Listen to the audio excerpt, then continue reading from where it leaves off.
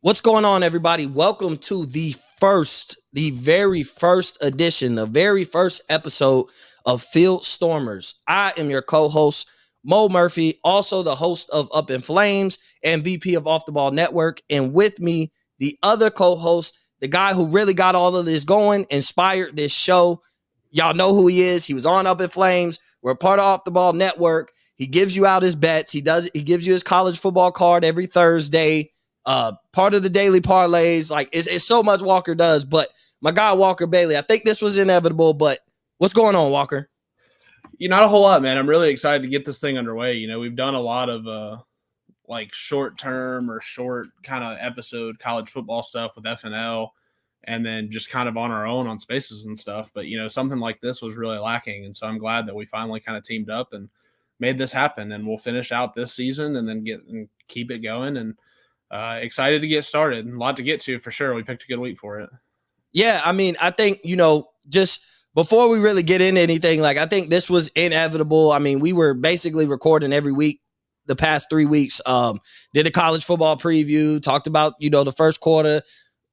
Jeff was supposed to be able to make the show. He still may be able to pop in, but he's also making an appearance on Locked On Buckeyes and everything he does with Buckeyes Remix, his college football review on his weekly, on his podcast. So that's why we wanted to have him as the first guest, because he's really the guy who really covers college football over there at the network. But I mean, I'm just glad we're getting this done. I'm glad we're here. I'm glad we're going to be able to make a good show. I mean, we have so many conversations about college football. We have so many opinions on it. It only made the most sense to just have where we ain't got to talk about NFL. We ain't got to talk about NBA.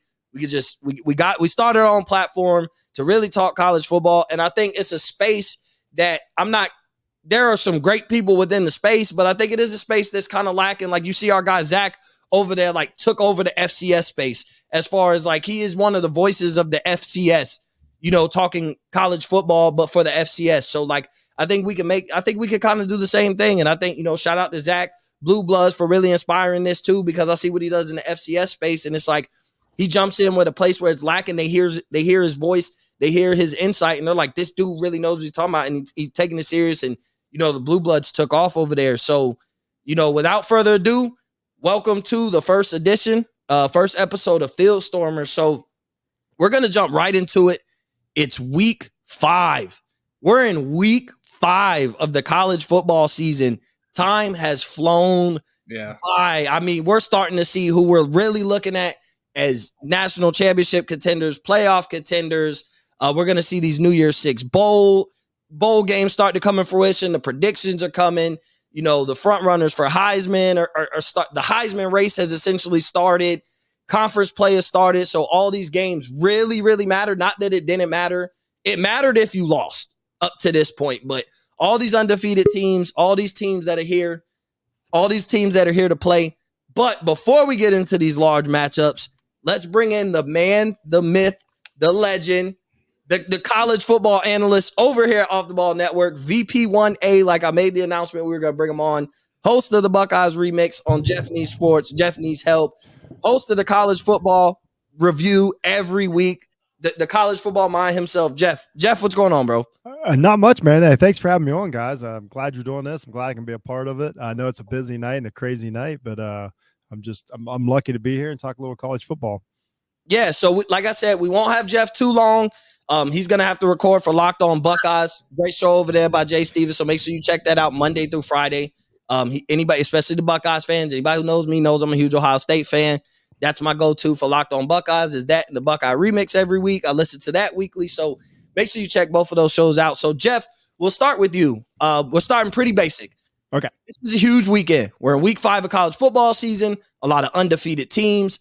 And that's what matters, right? We're going into conference. We're already in conference play. And what matters is the undefeated teams right now. We're talking national championship contenders who are playoffs. New Year's 6 predictions are coming. The Heisman race is getting hot. So this weekend is a huge weekend for college football. I think it's very telling for a lot of teams. And we can even start predicting matchups for certain teams later on. Like, okay, they skated by, I see a loss in week 7. They skated by, I see a loss by week 8. Like, I don't think they make it through the season undefeated. So as far as large matchups go, what are one or two of yours that you're looking at in week 5 and you're like, this could be very telling for the rest of the college football season. So I'll stay out of your guys' wheelhouse because I know there's a couple big games that definitely Walker wants to talk about, and I don't want to step on any toes. So one is Michigan, Iowa, and it's not that because I think it's not really upset alert or anything like that, but this is just one of those games to where like, okay, we got a team, it's going to be tested by a good defense.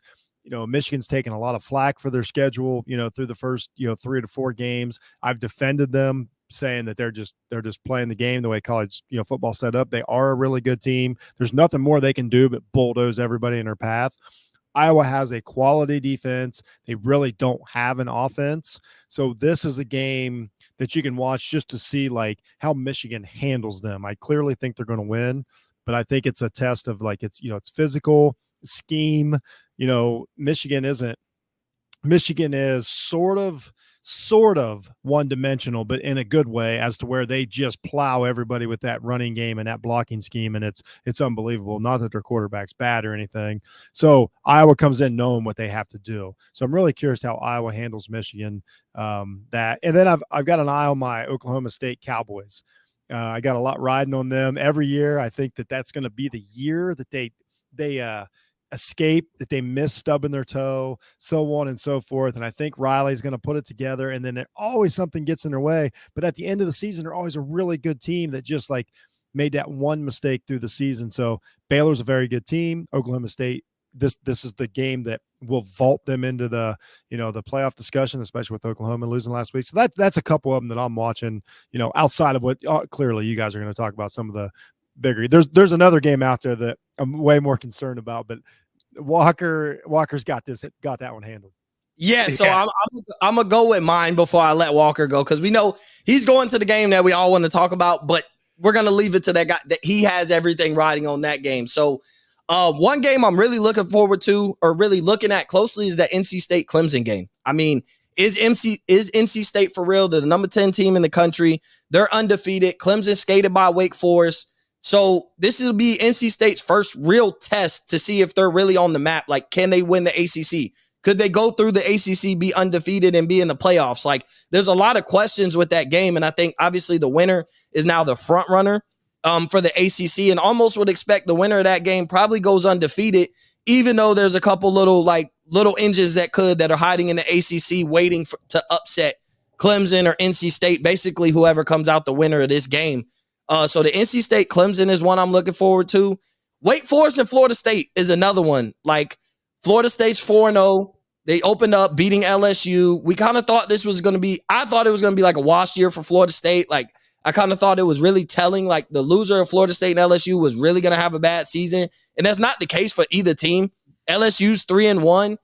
They're on a bye week this week, but they'll play Tennessee next week, and I'm sure we'll talk about that game. A lot of LSU fans are very upset that they're playing at 11 o'clock in the morning, but don't want to hear those complaints, but whatever. But I do think, I think Florida State has an opportunity to really make a statement. Like, Wake Forest just went toe-to-toe with Clemson, took them into overtime, ended up losing the game in a very high-scoring affair. I think this could really put Florida State on the map. Like, I think they beat LSU, but we're still not valuing LSU because they haven't really played nobody outside of Mississippi State, but they've done what they needed to do with their schedule outside of beating Florida State. If Florida State wins this game, we start taking them serious. Like, if NC State loses and Florida State wins, now we're looking at Florida State like they're the team that's going to threaten Clemson. They're the team that we could see playing Clemson in the ACC championship. I think that's a high possibility. So that's also another game. I think Norvell's doing a great job over there. And I think going into the season, he's a guy that we might have seen could be on the hot seat. And then I'll dive into SEC real quick. Obviously, Alabama, Arkansas. This is Alabama's first real test. Texas tested Alabama, but it wasn't. I mean, they were 20-point favorites. The expectation was Alabama was going to handle business. They got tested, but I think when looking at the schedule, we felt like Arkansas was going to be Alabama's first real test where we're like, okay, we're going to see how good Alabama is, and we're also going to see how good Arkansas is. Arkansas already has coughed up a game against A&M, but I still don't think that takes away that Arkansas is still a good team. They're a quality opponent.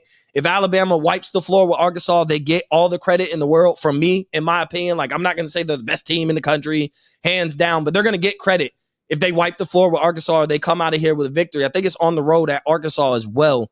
So you're going to get credit, in my opinion. I know they coughed one up against A&M, but A&M even though with a bad loss, has a couple quality wins over Arkansas. Well, the win over Miami is no longer any type of quality, but we had talked about that a couple weeks ago, Jeff. No quality at all. But still, I think it'll be very telling. And if Arkansas, like, I'm almost hoping this is the game that Alabama loses. I think this is the best quarterback they've played up to this point. This probably could be the best quarterback they'll play until the SEC championship against Stetson Bennett. Oh, Alabama does play Hendon Hooker, but in Tennessee. I think they've got 3 road games that I think are tricky. They go to Fayetteville, and then they go to Oxford to play Ole Miss, and then they play on the road in Neyland against Tennessee. And if you made me circle one where I was like, they slipped somewhere, like I'm circling Tennessee. Like that's where I think that's going to be their toughest one. Yeah, I think I agree. And that's why my preseason rankings, that's why I had them below Georgia, because I just thought their schedule had more. Well, we talked about it. You guys were on the show. They just had a couple more pitfalls. And I gave Ole Miss credit then to have a chance, to take on Alabama. Now, obviously, that's more than a pitfall. That's a game. So and then Tennessee's better, I think, than anybody really. Like I think people totally thought they were agree. going to be good, but I think like Tennessee looks like okay, like we need to turn the TV on for Georgia Tennessee this year, not just assume that Georgia's going to win that game. Like even 100%. In Athens, that could be interesting. I would put Tennessee up there with like Penn State as far as like we knew they would be good, but they're really good. Like all of a sudden, they've excelled expectations. Like Penn State's a lot better as well. So we'll pass it over to Walker. Walker, what's the game you? What's the largest? I'm gonna kick the obvious one to the back burner here because I do want to say something about Florida State since you brought them up. We're about to really find out what Florida State's all about. Their next 3 games, they host Wake Forest this week. They go to Raleigh and play North Carolina State next week, and they come home the following week and host Clemson. We're fixing to find out what these boys are all about. Like they've been good. They've done everything they need to do to this point. 3 consecutive tests here to really kind of determine where this team sits on the national scale.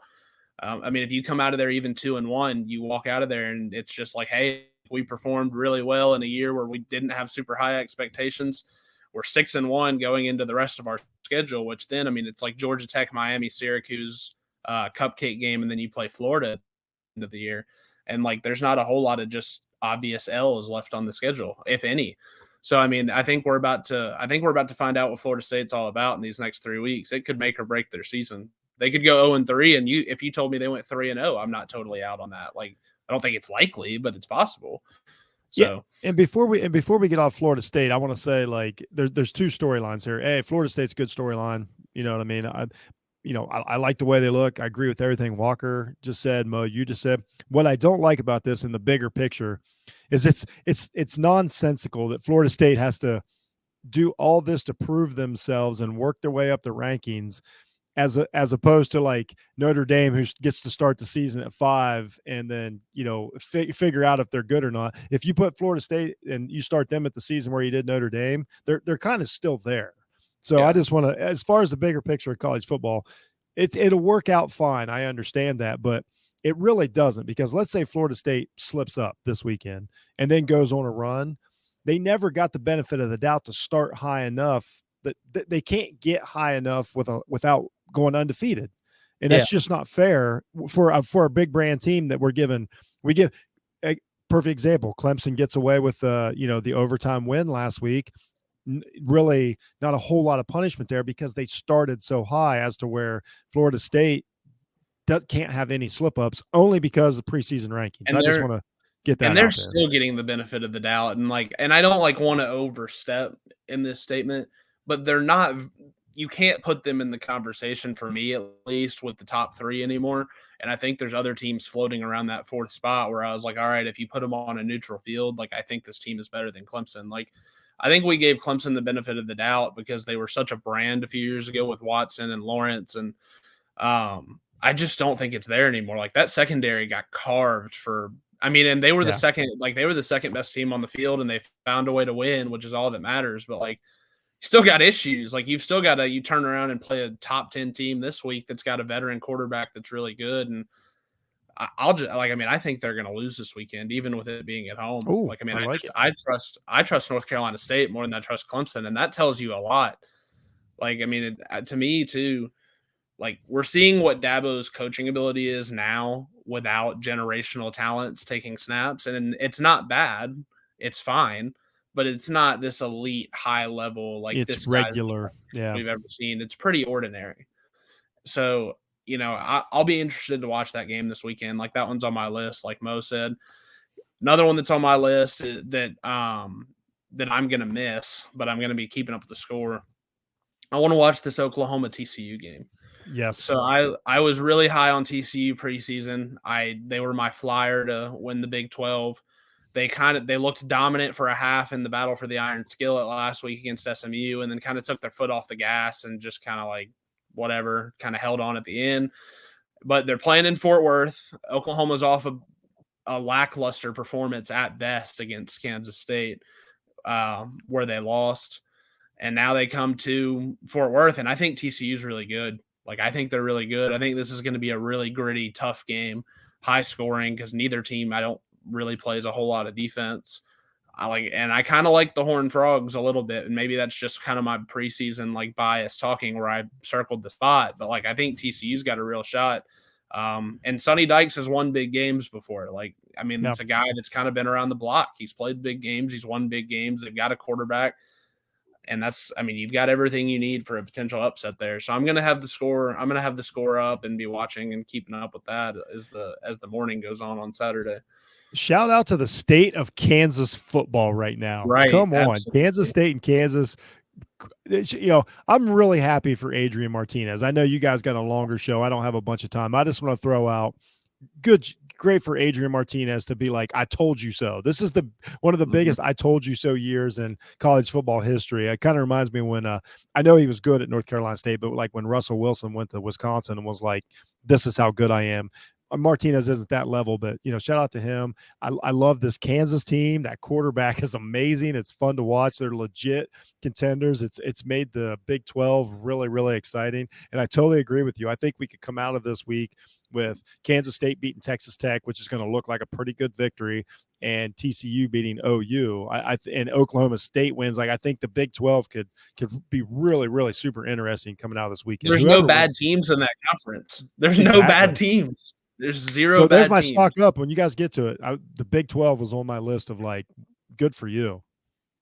Yeah, 100%. So then we'll get to it finally here because I've kind of been like putting it off, but I mean I'm going to be in attendance. I'll be Ole Miss and Kentucky going at it Saturday morning, 11 o'clock. Ole Miss favored by a touchdown. Ole Miss hasn't played anybody. Their only real test was, and not even real test, semi-test was last week against Tulsa, where they kind of let them get back in it late. Georgia Tech was supposed to be tougher than it was, but Georgia Tech's atrocious. They don't have an athletic director or a head coach now 2 weeks after that game. They're in bad shape. Yeah, like they're in bad shape. That ended up not being a test. So we're going to find out what this Ole Miss team is about. Kentucky comes in. Exactly what you're getting. Going to run the football, going to be physical. They've got a good quarterback in there. They're going to be really good on defense. You know exactly what you're going to get from them. And so it's going to be a litmus test, I think, for both programs, because I think now we look back and say Kentucky won in the swamp after the week after Anthony Richardson put on a show against Utah. And now Anthony Richardson has now played a few games since then. And we're kind of like, okay, but how good is Florida really? So I think it's a litmus test for both programs, and we're going to find out exactly what both programs are made of. It's a game, if you're Ole Miss, where you're trying to take the step from middle of the pack in the SEC to second tier right behind Alabama and Georgia. Like, hey, we're going to be a top 10 team every year, and we're going to compete with those teams. They've won both programs have won 15 of the last 18 games. And like if you're Ole Miss, you look at it and it's like, okay, we play Kentucky Saturday. And if we can get past Kentucky Saturday at home, you go to Vanderbilt next week. You're home for Auburn, which they're a disaster. And then eventually you go to Death Valley. But like you're kind of on the path here where you establish yourself and become contenders. So, and Kentucky's the same way. I mean, they play in the SEC East, which is the lighter half of the conference. So, if they win at Ole Miss, they get South Carolina and Mississippi State, both games in Lexington before that huge game in Knoxville at the end of October against Tennessee. So it's a huge litmus test for both programs. I kind of think Ole Miss is going to smack them. That's just kind of my early lean. I usually I have a pretty good like internal like gauge as to like I know sometimes when things are not going to go well on Saturday, but I've been quietly confident for a few weeks now that they're going to come out and pull out all the stops and find a way to win by like 17 and kind of announce themselves. So that's what I kind of think is going to happen, but it's a big spot. Yeah, no, I totally agree. I got a few questions here. I couldn't wait to talk about this with Walker. First and foremost, Are they wearing the powder blues? Does anybody know? Because if they're wearing the powder blues, it's over. I think they are. It's either going to be that. It's either going to be that or red. Yeah, it's going to be either that or red, and then they're going to wear the Realtree helmets and white pants on. And so then another comment we talked about early season football. You're completely right about Ole Miss's schedule, what they've done and what they have ahead of them. When I look at their schedule, and again, I preach loss columns all the time. Everybody hears it on my show. They hear it in the chat room, whatever. But when I look at these schedules, and you nailed it, man, like it's a good path. It's all about the path you have to get there. That's more important than anything. And this goes back to my preseason rankings again. Ole Miss has had the same season that Michigan has, and I'm not taking anything away from either team, but they've essentially had the same season. And everybody can, you can detract from the schedule. We don't know what's going to be until the test or whatever, but they've done what they needed to do, and they look really good. And I think everybody thought that they were going to come in, throw the ball around the yard. They were going to kind of be like a gimmick team, like in the mind of like a Houston or something. No, they're physical. They can run the ball down your throat. They look the part. They've got the dudes. They've got, so that was kind of surprising to me. And I do think they beat Kentucky, and I think that I'll just say they're the 10th best team in the country. I don't know, somewhere around there, but I think they're the 10th best team in the country right now as we speak. And but they're sustainable. What they do is sustainable, and that's key in football. Is can you do it week to week to week? And I like it. I want to ask you one more question. We talked about it in preseason. Me and you had about a half hour to talk about Ole Miss and some of the past and some of the future. But how do we feel about Jackson Dart right now? So I think he's done everything that you want him to do as a 19-year-old starting quarterback who's now played 4 games in a system. Like, I think a lot of people were worried about turnovers. He's kind of got gunslinger vibes, and this is absolutely a game where like you cannot do that because Kentucky will kill you that way.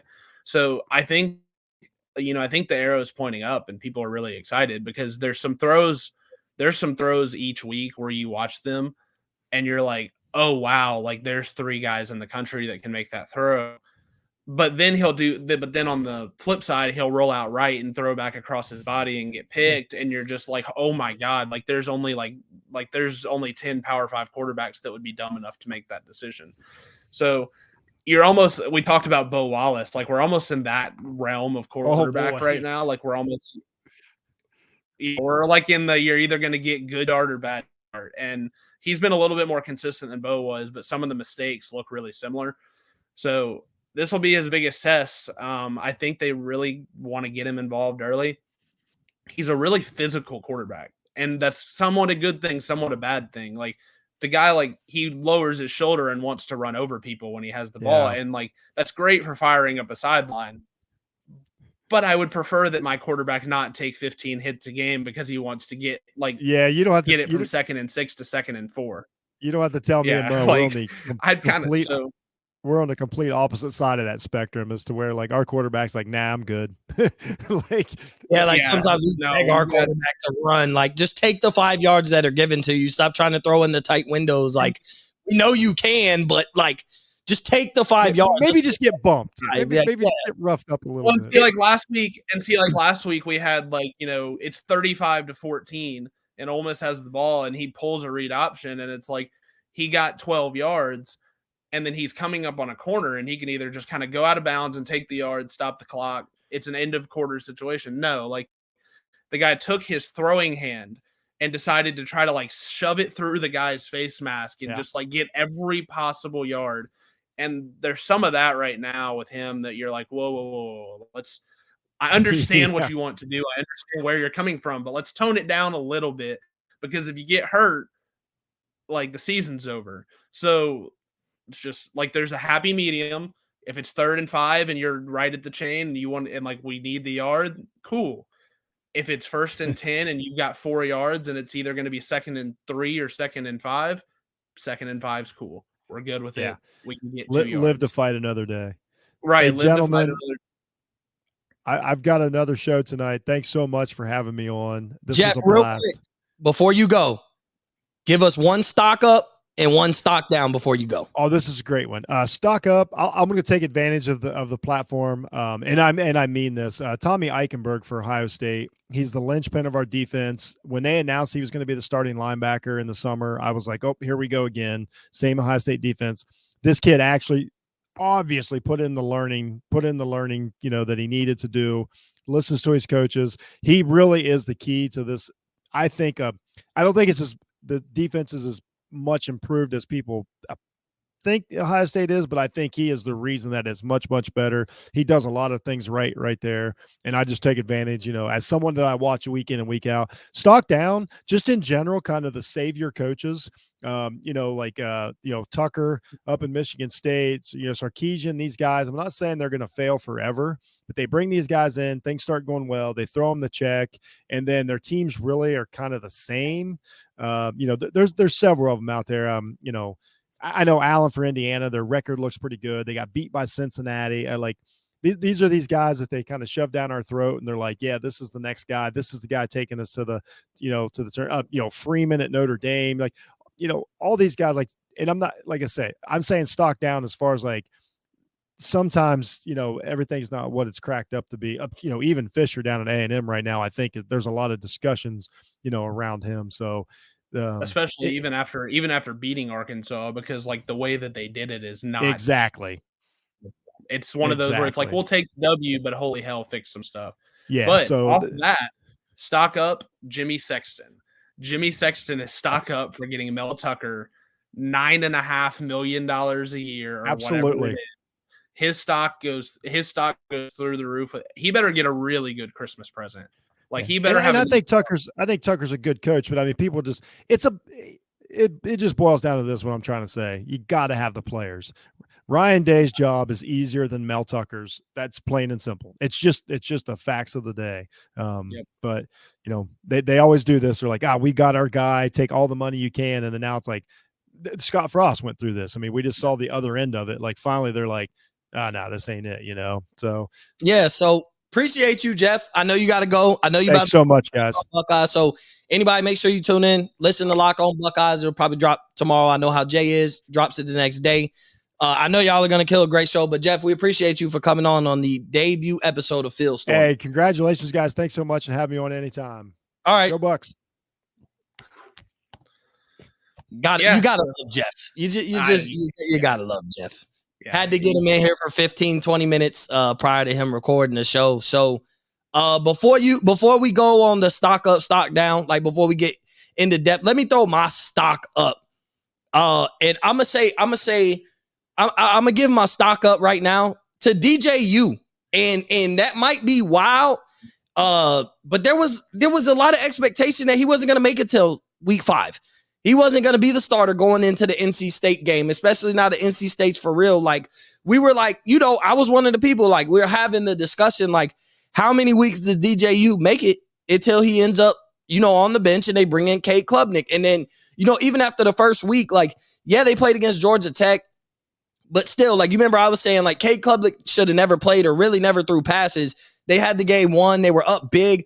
DJU looked shaky in the first half, but I felt like Dabo put him in a shaky position and tried to stir up a quarterback controversy by letting this guy go on a drive and the offense look flawless, and he ends up throwing a touchdown pass. So DJU playing the way he is, he's got over 1,033 yards, 10 touchdowns, 1 pick.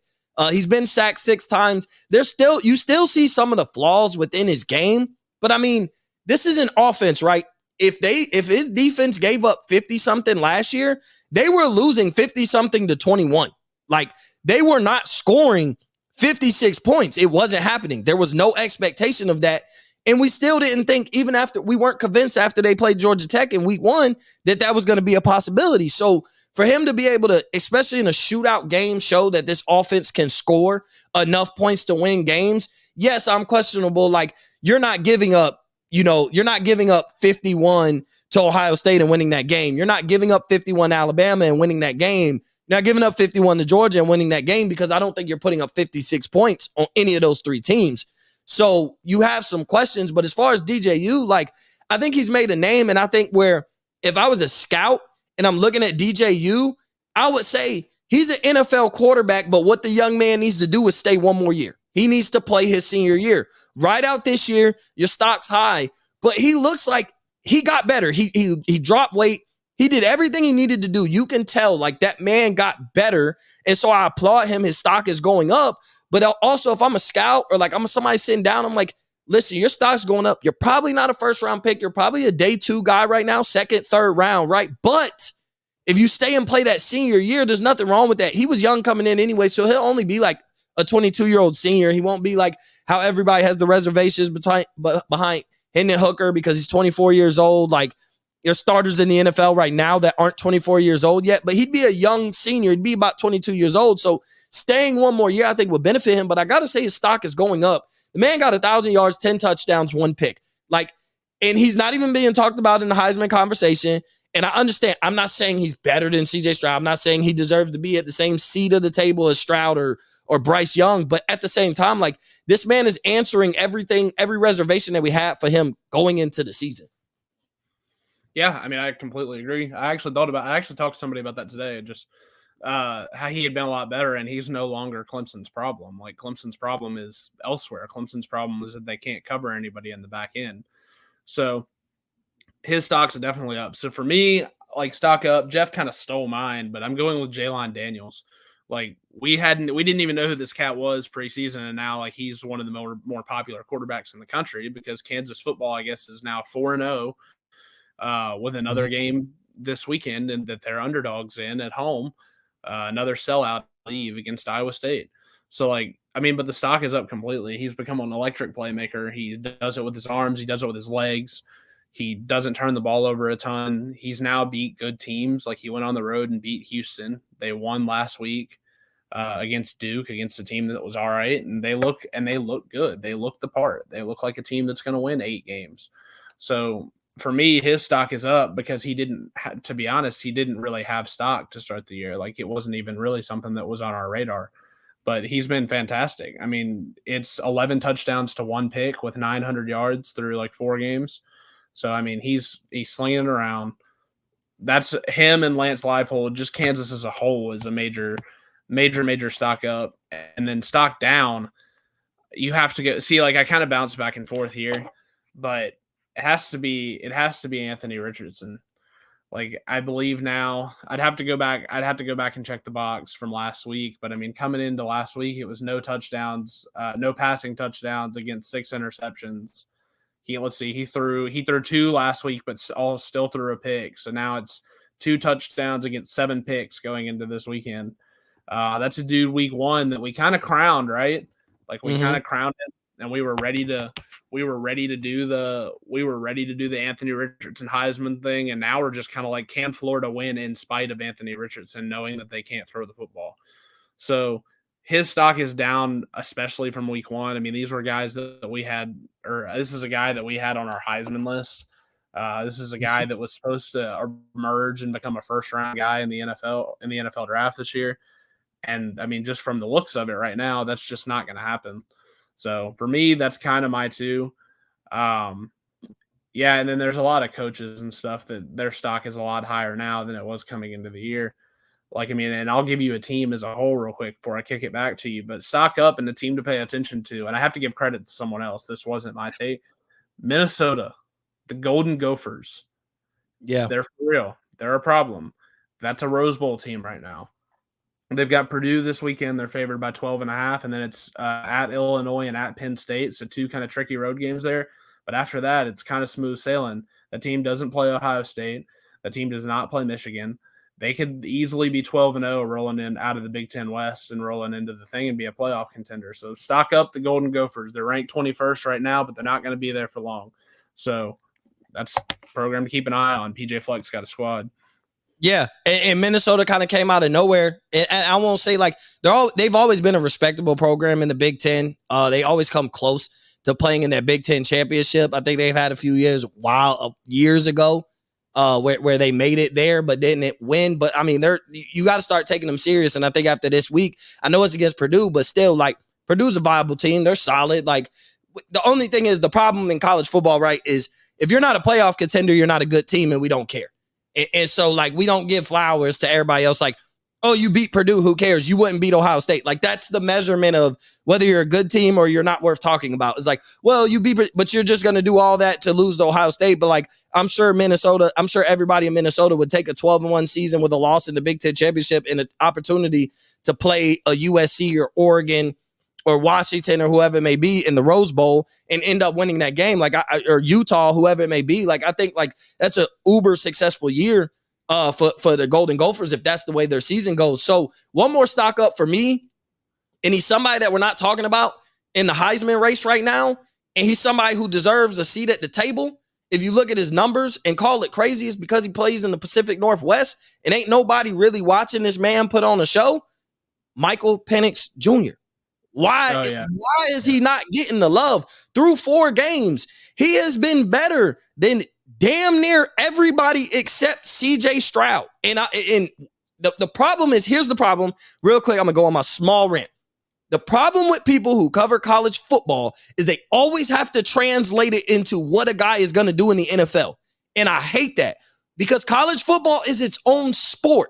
So take the NFL eyes out of it. Like when JT Barrett was really good at Ohio State, he was a great college quarterback.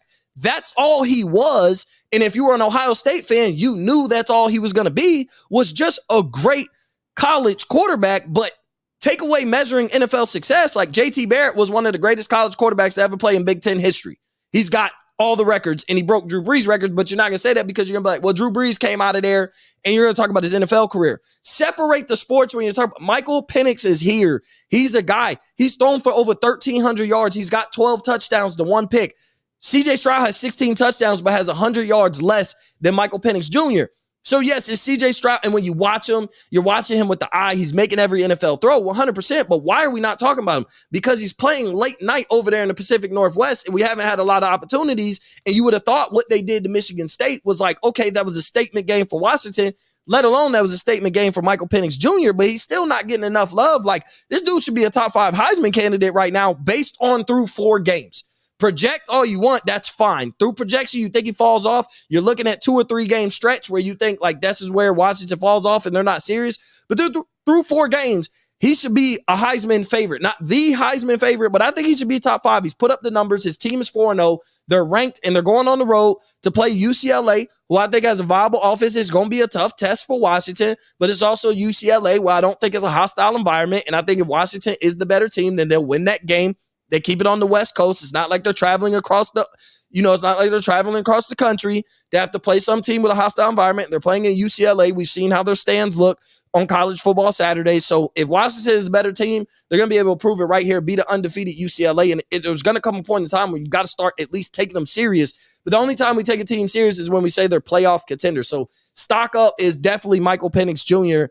Stock down is Jeff hit on the coach, and it's Mel Tucker, but I would say it's recruiting. Like, stock down is on Mel Tucker's recruiting, because when you're a coach who gets paid what he got paid over the amount of time that he got paid, they had a blast year in the transfer portal, right? But he never fixed the flaws from last year. Like, Ohio State ran them out the gym. And the example, Ohio State ran them out the gym. Washington just ran them out the gym. They ran them off the field. They cannot guard the pass.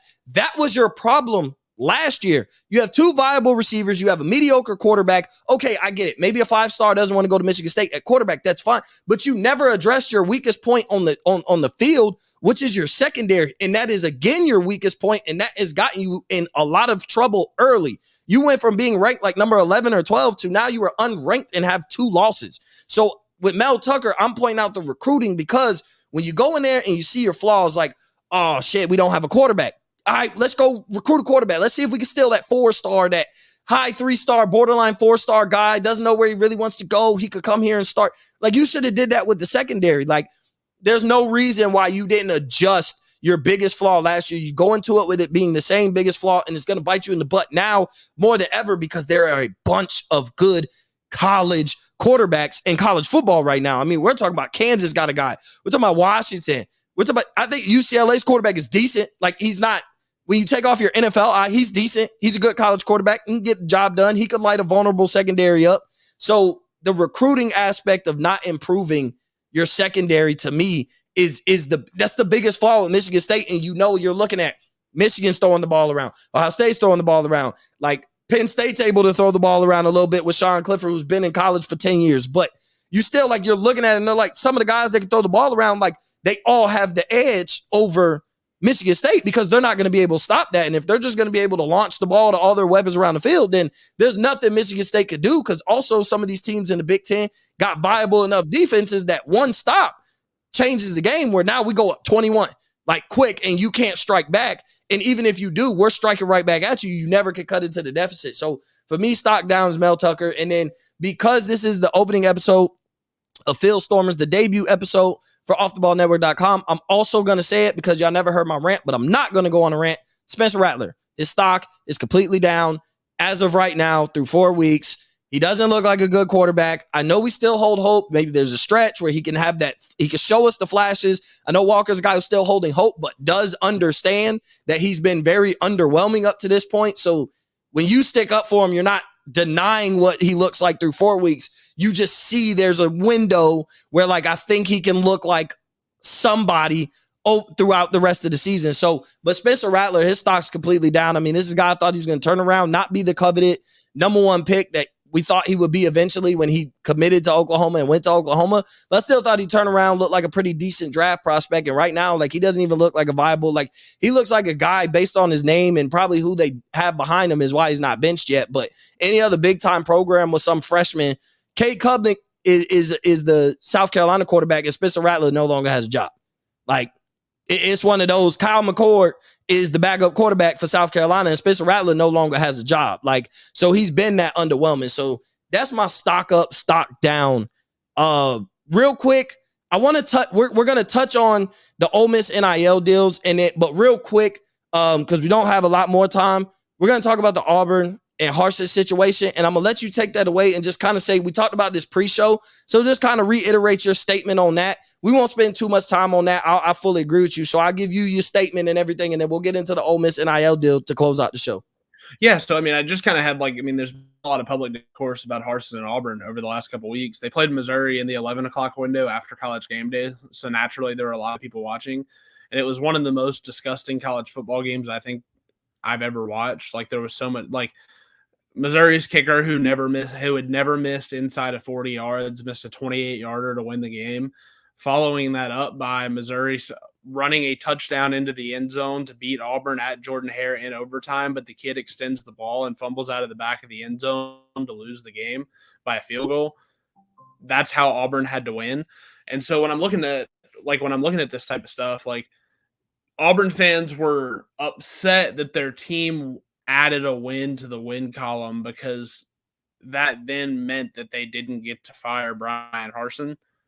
And I'm kind of like at the point where, like, if you are so known, like, it's so known that you're going to fire him after the next loss, then why do we care whether we fire him after a win or a loss?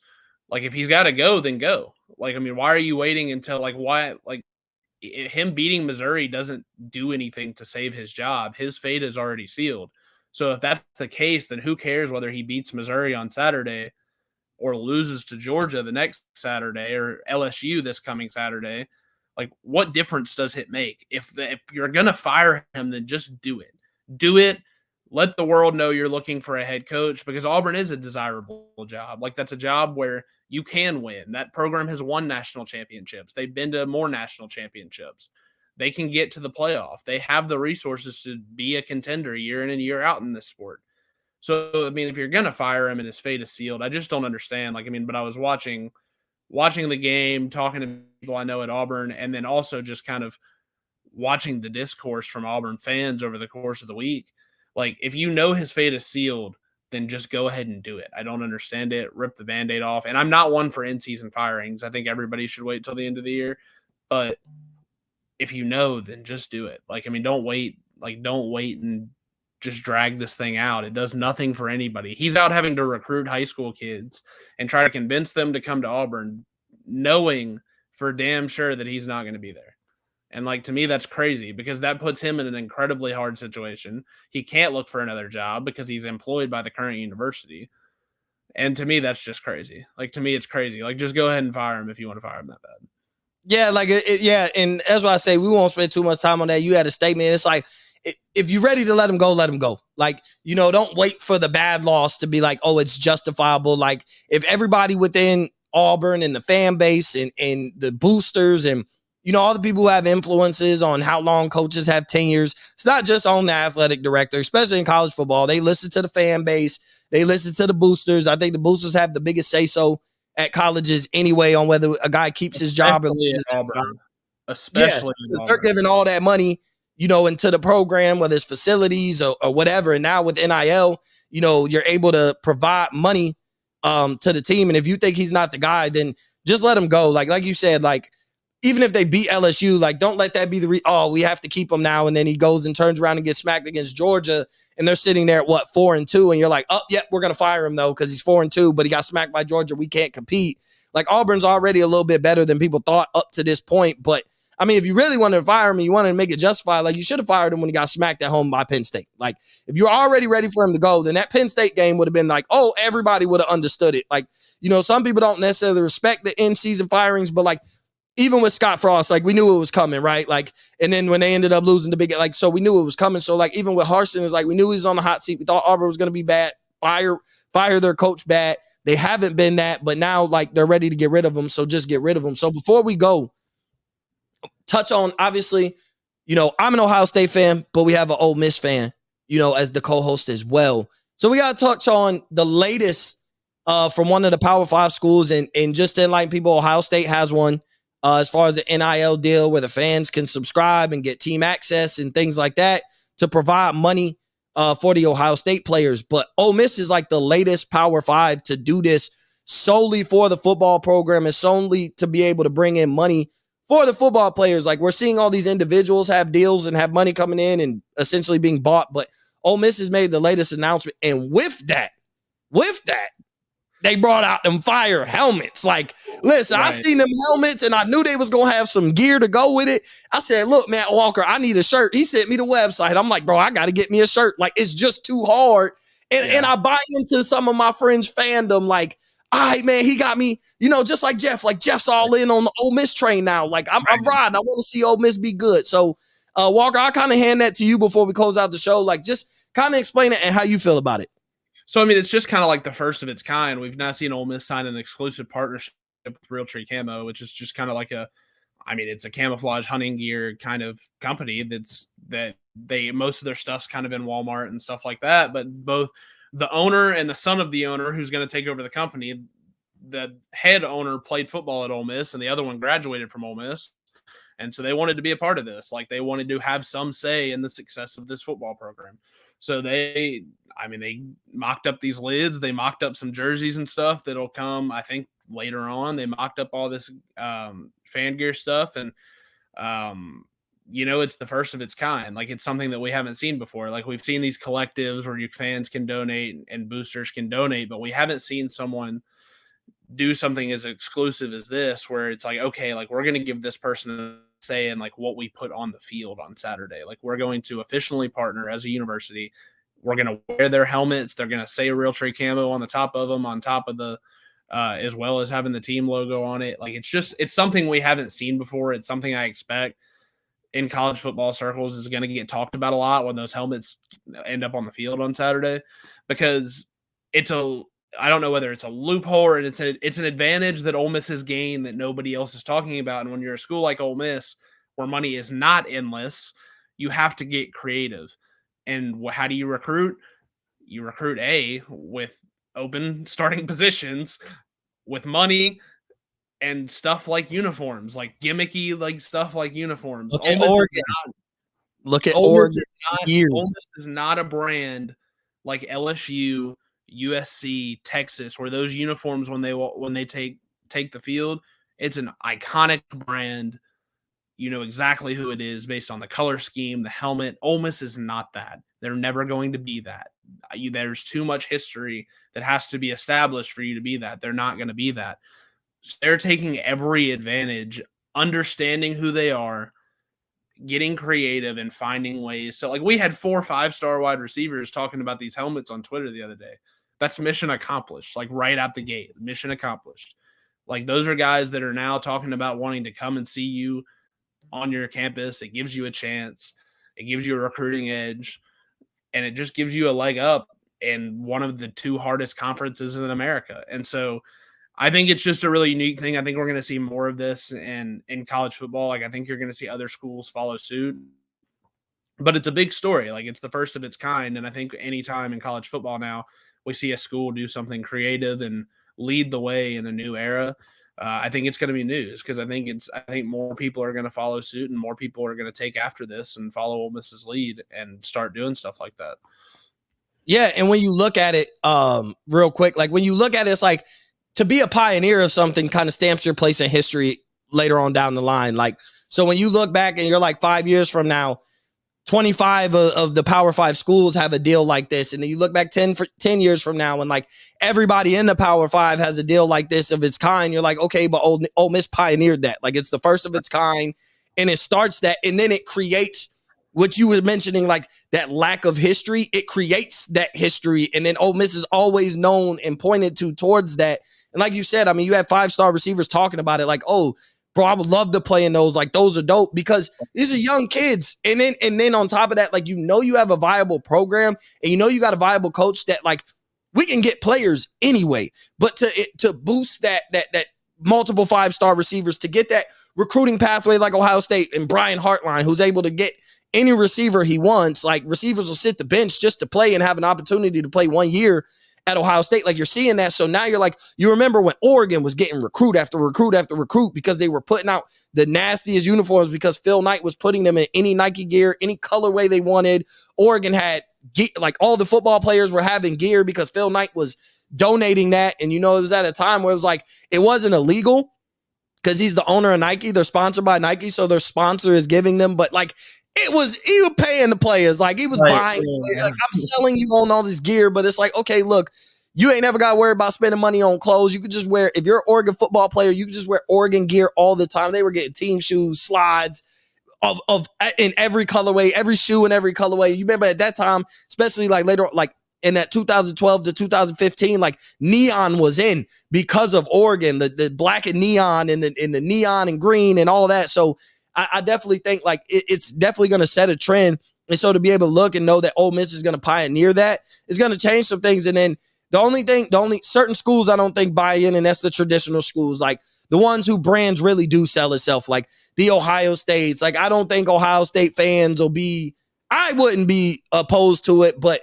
I remember like when we did the gray and red uniforms, like Ohio State fans hated it. Like, that's not traditional. Like, it's ruining our tradition. Like, they just started buying into the black uniforms, and now they love it. But like, essentially, like, it's either we want you to go out there in that white and red or that scarlet and gray, and that's it.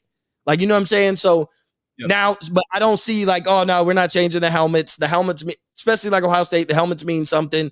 The amount of plants that you have on your helmet, really, you get awarded those throughout practice, throughout camp, throughout spring, throughout the season. So it really is an iconic helmet, especially the story behind how you get your helmet so decorated. So, Walker, this was a hell of a debut episode.